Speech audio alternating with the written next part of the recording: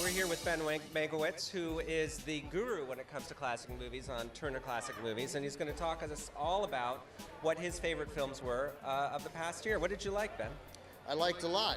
Of course, I loved La La Land. I loved Moonlight. Moonlight made you feel a way that I didn't expect, that I didn't know movies could make you feel. So, and because La La Land isn't nominated, because it's basically not an ensemble with just the two of them, you know, Moonlight, one of the three movies, has a real shot to win Best Ensemble Drama, and I would love it if it did, but obviously it's got some serious competition. Do you think that there's something special about this class of movies this year that says anything about what's going on in the world or the culture today? Do they represent in any way sort of what's going on, or are they just kind of individually interesting, but...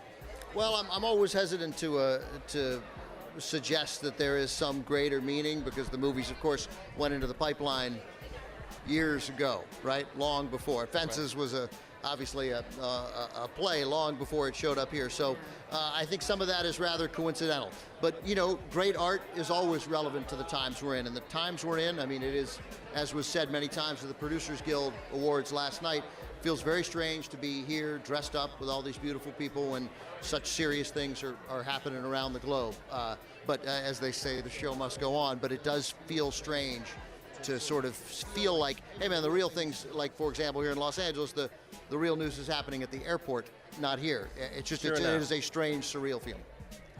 Ben, they talked about diversity being an issue a lot last year. It seems like the SAG Awards has gotten it right this year in terms of nomination. Can you speak to me about the importance of diversity in Hollywood and how there seems to be a shift? Well, a palpable shift. Award season is the end of the pipeline, and where those changes need to happen in regard to diversity is at the beginning of the pipeline. Yeah. Is getting those movies with directors of color and producers of color and actors of color, and we all know, just because of the sheer magnitude of the talent, if that happens, by the time we get to award season, it's going to take care of itself. There's not going to need to be a movement. Those movies will get nominated.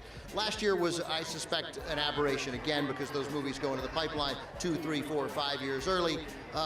You know, nobody wants to talk about math, but that was probably just a bad math hiccup more than anything else. But the SAG, the Screen Actors Guild, has definitely got it right, and I think the Academy responded in an aggressive, meaningful way to that issue last year. They took it very seriously.